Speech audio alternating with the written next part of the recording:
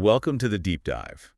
Today, we're tackling a book you see around a lot in the startup scene. Ben Horowitz's The Hard Thing About Hard Things. Yeah, definitely a well-known one. Forget the usual shiny success stories for a bit. Yeah. Our mission here is, well, to pill out the really raw, crucial lessons about just how tough building and running a company can be. We're talking about wisdom gained right there in the trenches, stuff you don't learn from a textbook. And we want to bring that straight to you. Think of it as a shortcut to understanding some really hard-won knowledge. Exactly. What's great about this is Horowitz isn't just, theorizing. He's really dissecting his own experiences. The moments where everything felt like it was absolutely on the line. It's very candid, isn't it? About leadership, management, survival, really. Totally. It's refreshing compared to, some of the more polished accounts you might read. Okay, so let's unpack this. Right away, there's this huge theme, the struggle. Mm-hmm. And it's not just like having a bad day. It's presented as this intense, almost unavoidable hardship when you're building something big. It really cuts against that idealized startup story, doesn't it? He makes it clear that even icons like Steve Jobs, Mark Zuckerberg, they went through their own deep struggles. Yeah, and that reframing is important. When you're in it, it feels so isolating. Right. But he's saying, look, this level of difficulty isn't a mistake. It's almost part of the deal with ambitious projects. It makes you think, why is building something new inherently so hard? That's the million-dollar question, maybe. And he really personalizes the burden, saying, the leader feels the losses more than anyone. That really hits home, the weight of that responsibility. When things go wrong, it lands squarely on the CEO. Exactly. And that understanding seems to drive his advice on sharing the load. Yeah, he's big on getting multiple perspectives, especially when you're facing, existential threats. That Opsware all-hands meeting example is pretty powerful. It really is, where he just laid out how bad their competitive situation was. Which feels counterintuitive, right? Yeah. You'd think you'd want to protect the team from that kind of stark reality. Totally. But he says it actually galvanized them. They came together, built a winning product, essentially saved the company. So that radical honesty, even when things looked grim, was actually a motivator. Seems like it fostered this sense of shared ownership. Like, okay, we're all in this together. How do we fix it? Built a lot of trust, probably. Then he uses that amazing analogy. Oh, yeah. This is not checkers. This is motherfucking chess. Right. To show just how complex these tech businesses are. It's vivid, isn't it? No simple moves. Perfectly captures it. You've got tech shifts, competitors, market changes, people. It's always moving. Simple answers just don't cut it. Okay, so moving on. A big chunk of the book is about taking care of people, especially when things get tough. And he has that clear order of priorities. People, products, then profits. Right. That seems foundational to everything else he talks about. Absolutely. Your team builds the product hopefully brings the profit. You neglect the people, the whole thing falls apart eventually. It's a long game perspective. And he doesn't shy away from the really unpleasant parts of leadership. Layoffs, demotions, firing execs. Let's talk layoffs first. Yeah, it's a tough reality. His view is direct. Managers have to lay off their own people. No passing the buck to HR. Exactly. He stresses how much that event impacts everyone. Those leaving, those staying, the company's reputation. It lingers. Why do you think he's so insistent on the manager doing it? Well, it's about accountability, isn't it? And the human connection.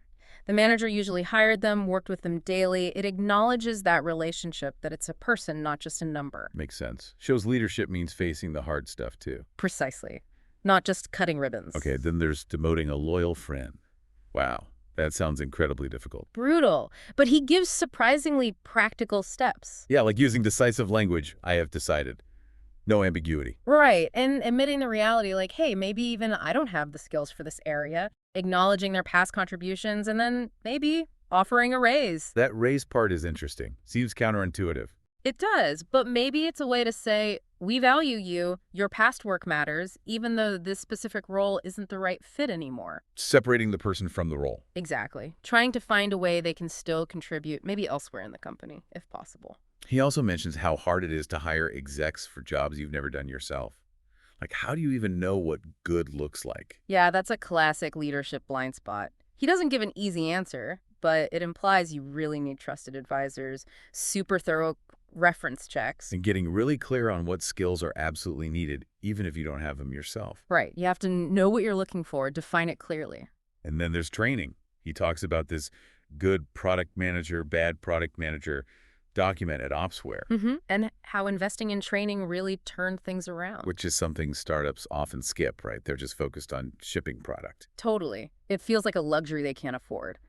But Horowitz argues it's essential. Defining excellence, giving people the tools, it pays off hugely in performance. What do you think was in that good, bad PM doc that made it work?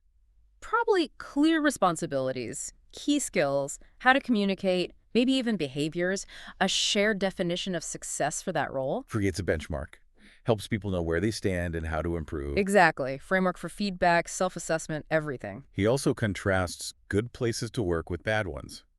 And it's not about the ping pong tables. Not at all. It's about clarity, clear processes, knowing how your work fits in, bad places, internal fights, fuzzy roles, and crucially, leaders denying problems exist. Oof, that denial sounds toxic. It is. If people feel problems are ignored, trust just evaporates. You can't fix what you won't acknowledge. Need to face challenges openly. Collaboratively, yeah. The book also has these gripping stories of near-death experiences. Loud clouds near bankruptcy. Yeah, that really shows the razor's edge startups live on. The planning with John O'Farrell, Bill Campbell's spiral comment about cash and confidence dropping. Yeah. Intense pressure. And then deciding to sell the main cloud business to EDS. That's a Yes. huge pivot. Massive. Imagine the internal debates. Is this viable? What's the risk? What about our people? Is this survival, even if it changes who we are? Huge emotional weight there. But even that wasn't the end of it. Then came the 60 days to live crisis with EDS threatening to leave. Right. That part is just pure tenacity. Jason Riesenthal's team, Anthony Wright, finding that hidden value in Tangram. It shows how you can pull things back from the absolute brink. Just sheer grit and resourcefulness. And it leads right into the Blade Logic competitor showing up. And that famous one bullet left in the gun Yeah. speech to engineering. Another make-or-break moment. How do you motivate a team that's probably feeling beaten down? Gotta be honest about the stakes, right? Yeah. But also instill belief. Yeah, that one bullet idea really focuses the mind. We have one shot, make it count. And they did. They rallied, rebuilt the product. Amazing story. Shifting a bit, he also talks about being a public company. Different ballgame. Totally different pressures. The roadshow sounds brutal. Constant investor scrutiny. The quarterly treadmill. Always needing cash, always needing growth. It's a marathon, not a sprint, in a different way. And even selling the company when it seems logical. He says it's incredibly hard emotionally. Yeah, it's not always the big party you imagine. You've poured your life into this thing. It's an ending, a change in identity. Mixed feelings for sure. Then he brings in that wartime CEO versus peacetime CEO idea. Really useful framework. Super insightful.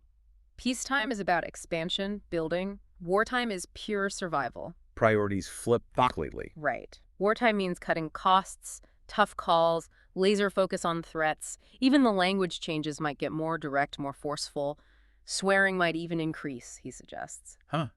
Shows you need different modes, different approaches depending on the situation. Exactly. You got to know what time it is and lead accordingly. Okay, digging into management principles. He says managing just by numbers is like painting by numbers. Why isn't that enough? Numbers tell part of the story, but not all. They miss the qualitative stuff, morale, customer feelings, what competitors are really doing. Relying only on metrics is superficial. Leads to blind spots. Big time. He also mentions how often employees just misunderstand what managers say. Seems simple, but causes friction. Communication is hard. Managers need to be really clear, consistent, and check for understanding. Can't just assume people get it. And performance reviews, compensation. He says having clear processes helps reduce office politics. Makes sense. If criteria are objective and transparent, there's less room for bias or favoritism in promotions and pay. Builds fairness and trust. He mentions the Peter Principle people getting promoted until they're incompetent. A classic. And then the law of crappy people. That sounds blunt. It is. Basically, for every amazing hire, you'll probably also hire someone, well, crappy. It means you need really good hiring and performance management, and you need to deal with underperformers. Can't let mediocrity slide. Nope. It drags everyone down. And even on things like job titles, people disagree. Like Andreessen versus Zuckerberg. Yeah, Andreessen is apparently more okay with inflating titles. Cheap morale booster, helps recruiting. Zuckerberg, more conservative, wants clarity, strong engineering culture. Shows different philosophies even on small stuff. Then there's dealing with problem employees. He calls them smart, bad people. And categorizes them. The heretic, the flake, The jerk. Okay, break those down. The heretic constantly doubts, undermines morale. The flake is just unreliable, drops the ball. The jerk might be talented, but makes life miserable for everyone else. Toxic. Recognizing those patterns is key to dealing with them. Absolutely. You have to address it. And he insists on a world-class standard for everyone. No lowering the bar, even for junior folks. Right, because if you lower the bar anywhere, it tends to creep down everywhere. Erodes quality, frustrates your top performers. High expectations lift everyone. Let's talk culture. He has a specific take on what it really is. Yeah, not just perks. It's the way you work that sets you apart, upholds your core values, and helps you find people who fit the mission. It's how things actually get done. That Andreessen Horowitz example of finding people for being late to meet entrepreneurs, that's culture in action. Totally. Shows respect for the entrepreneur's time is a non-negotiable value for them. Very concrete. So it's distinct from free snacks. Definitely. Perks are nice, but culture is deeper. It's the operating system of the company. Okay, the CEO's role. He boils it down, know what to do, and get the company to do it. Simple, but not easy. Deceptively simple. It's about strategic vision and effective execution. Knowing the direction and then mobilizing everyone to go there. And he emphasizes the importance of the company's story. Yeah, the narrative. It provides the why. Connects daily work to the bigger mission, inspires people, builds unity, turns individuals into a team. When evaluating CEOs, he looks at three things: articulating vision, alignment of interests, and ability to achieve the vision. And that middle one, alignment of interests, he thinks that's basically innate, born, not made. Interesting. Suggests that prioritizing the company over self is a core trait, not something you can easily teach. It's a strong stance. Maybe controversial, but that's his view. He also talks about how lonely the CEO job is, especially during big decisions. Yeah, the buck stops there. You often have to make terrible choices with incomplete info, and there might be no one you can fully share that weight with. He calls the choices CEOs face horrible and cataclysmic. Doesn't sugarcoat it. No, it's a reminder that top leadership often involves navigating really bad options and living with the fallout. What about coping strategies? He mentions talking to other experienced CEOs, writing things down. Good practical advice. Getting peer support is invaluable, people who've been there. And writing helps clarify thoughts, process complexity, just get it out of your head. Calms the nerves, maybe. Feedback is another big one. How to give it effectively. His principles are solid. Be authentic, mean well, don't make it personal, never do it publicly, tailor it, be direct, but not cruel. Constructive, not destructive. And if you build a culture where feedback is constant, it becomes normal. Exactly. Less scary. Encourages people to bring up bad news early, which is vital. Problems fester in silence. He touches on this paradox: accountability versus creativity. How do you hold people responsible but still encourage risks? It's a balance. You need accountability for execution and smart decisions, but you also need psychological safety for people to try new things, experiment, even fail sometimes. It's about judging the process and the learning, not just the immediate outcome. Okay, nearing the end, deciding when to sell the company, he shared Opsware's criteria. Yeah, basically. Do we have real product market fit in a big market? Can we realistically be number one? If not, maybe selling is the responsible move. And being open with employees about that possibility. It's crucial for trust. No surprises. Finally, the origin of Andreessen Horowitz itself came from their own hard experiences, right? Totally. They knew how tough it was to be a CEO and wanted to build a VC firm that truly helped. Beyond just writing checks, operational support, real partnership. Studying other VCs, coming up with their own strategy. Shows their methodical approach even to building their own firm. And that appendix with interview questions, like for a head of sales. Very detailed. Yeah, it shows the depth of thinking about what makes someone successful in a role. Smarts, hiring, training, deals, marketing understanding. Very thorough. So wrapping up this deep dive on the hard thing about hard things, it's clear building a company is, well, hard, full of tough choices, struggles. Absolutely. But Horowitz gives so much practical, battle-tested advice. Focus on people, be honest, act decisively. For you listening, the big takeaways really circle back to your team. Honest communication and accepting that struggle is often just part of the process of doing something meaningful. There are no magic formulas, but definitely better ways to face those hard things. And maybe a final thought to leave you with. Which of these hard things feels most familiar to you, or maybe most daunting in what you're trying to do? How can these lessons help you navigate your own path? Definitely recommend reading the whole book for even more depth. Thanks for joining us on the Deep Dive.